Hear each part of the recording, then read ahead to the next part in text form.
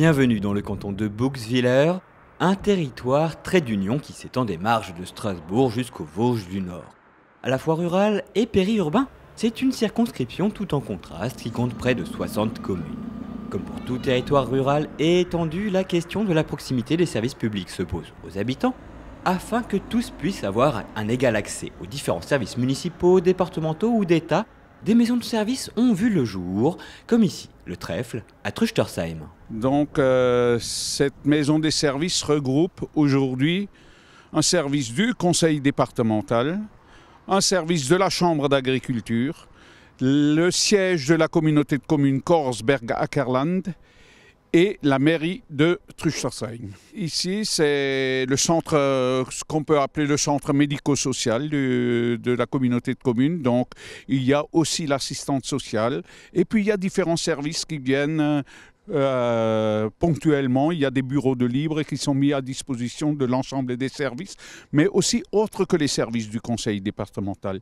Il y a par exemple la CAF, il y a par exemple le Pôle emploi. Mais ce sont aussi ce qu'on appelle nous la PMI, qui est la protection maternelle et infantile. À la maison par exemple des services du pays de la Zorn, nous avons également un relais d'assistante maternelle. Là aussi, un énorme service aux parents qui sont en recherche soit d'une assistante maternelle, soit d'un moyen de garde pour leurs enfants, puisque la communauté de communes a en compétence la politique petite enfance. Il est absolument primordial que nous gardions des services de proximité à nos habitants. Déjà pour éviter les déplacements et pour simplement garder cette proximité, que les habitants sachent qui fait quoi et gardent une proximité avec leurs élus. Nous voici devant le complexe sportif de Fürdenheim inauguré en 2015. C'est grâce à l'association de 3 communautés de communes du secteur que cet équipement est sorti de terre. Un projet indispensable à la vie sportive du territoire. C'était une nécessité pour l'animation de nos clubs sportifs qui ont un niveau intéressant et qui drainent quand même l'ensemble de la population du secteur. Nous avions 2 clubs de niveau national, donc Fürdenheim en basket, dont les filles jouent en national 2, et le club de judo de Quatzenheim qui a plus de 300 membres. C'est avec l'aide des contrats de territoire que ces collectivités ont pu édifier cette salle sportive. Il s'agit d'un dispositif départemental de soutien aux projets locaux.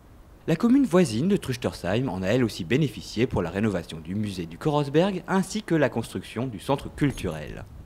Interrompu pour des raisons budgétaires, après 2 ans d'efforts sur les finances, le contrat de territoire renaît sous une nouvelle forme, le contrat départemental. Nous avons changé un petit peu notre façon d'aborder les choses en mettant en place des contrats départementaux qui sont conçus, bâtis et négociés avec les territoires pour rester au service des Barinois. Ce qui fait que ne seront retenus que des projets structurants pour les territoires où habitent les Barinois. On fera équipe avec les communes, on fera équipe avec les associations, on fera équipe avec les entreprises. Ce sera une co-gestion des projets. On ne viendra plus avec un projet et on dira au conseil départemental, s'il vous plaît, payez. Il faudra trouver d'autres choses, il faudra que les projets, que les idées soient partagées. Et c'est la volonté du président qui veut que le conseil départemental reste présent auprès des populations, auprès des Barinois. Mais ce n'est pas simplement présent, il veut travailler avec les Barinois. Nous sommes à Orfelden devant l'EHPAD de la Schauenburg, une structure accueillant 90 pensionnaires et disposant d'une unité spécialisée dans la prise en charge des malades d'Alzheimer.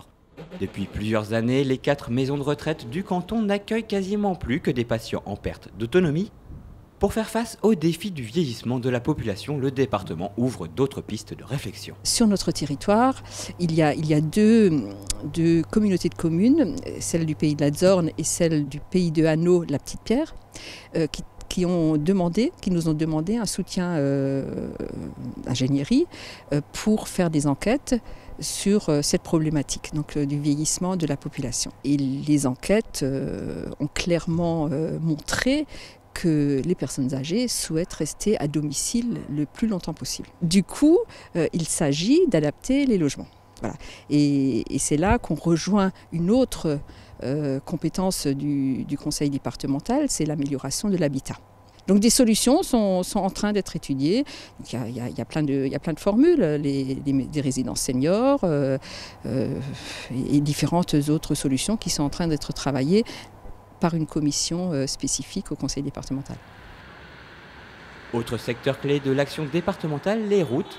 Transversale au nord du canton, la RD 421 vient d'être rénovée pour améliorer la sécurité des usagers. C'est une route qui va de Hochfelden à Saverne, qui était très accidentogène. Donc le conseil général de l'époque a décidé de la sécuriser. Donc en abattant tous les arbres, en élargissant la route, en faisant des aménagements de carrefour et en prévoyant des bandes cyclables, disons, qui permet aussi les dépassements des engins agricoles, etc. Donc la sécurisation de cette route a amené une diminution importante du nombre d'accidents. Enfin, c'est un grand projet départemental, le transport en site propre ouest, un aménagement permettant la circulation d'un bus express toutes les 10 minutes entre Vasselonne et Strasbourg. C'est tout simplement un aménagement routier qui permet au transport en commun, au bus, de circuler en dehors de tout embouteillage. Donc nous avons réalisé 2 voies bus dans les 2 sens, une voie aller, une voie retour. Mais ce qui est le plus important, c'est la traversée des agglomérations. Donc nous donnons toujours la priorité au transport en commun, c'est-à-dire au bus, à travers un dispositif de feu tricolore qui donne la priorité, et c'est le chauffeur du bus qui a la main pour déclencher le feu qui arrête le flux des voitures pour permettre le passage dans les agglomérations, un passage prioritaire du transport en commun.